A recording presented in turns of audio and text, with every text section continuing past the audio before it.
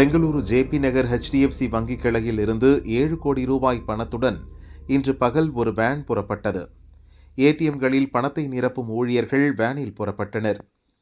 துப்பாக்கியுடன் security ஒருவர் பாதுகாப்புக்காக சென்றார். அசோகா பில்லர் அருகே வேன் சென்றபோது எதிரே வந்த ஒரு கார் வழிமறித்தது. காரிலிருந்து 7-8 பேர் டிப்டாப் உடையில் இறங்கினர். நாங்கள் ரிசர்வ் பேங்க் அதிகாரிகள், நீங்கள் பணத்தை ஏடிஎம்மில் நிரப்ப கொண்டு செல்கிறீர்களா என கேட்டனர்.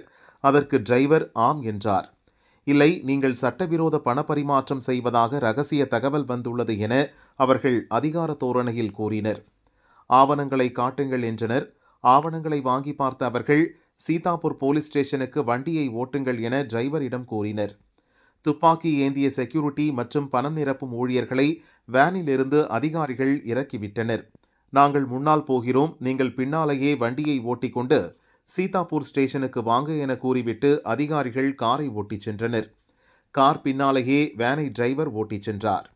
டைரி சர்க்கிள் பகுதியில் உள்ள மேம்பாலத்தில் சென்றபோது காரை அதிகாரிகள் நிறுத்தினர். துப்பாக்கியை காட்டி டிரைவரை மிரட்டினர்.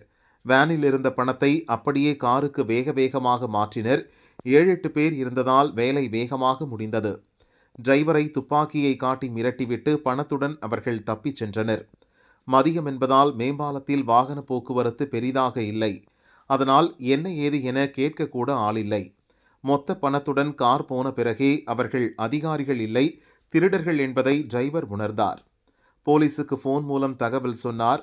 இதனிடையே இறக்கிவிடப்பட்ட ஊழியர்களும் செக்யூரிட்டியும் போன் போட்டு வங்கி அதிகாரிகளுக்கு விஷயத்தை கூறினர்.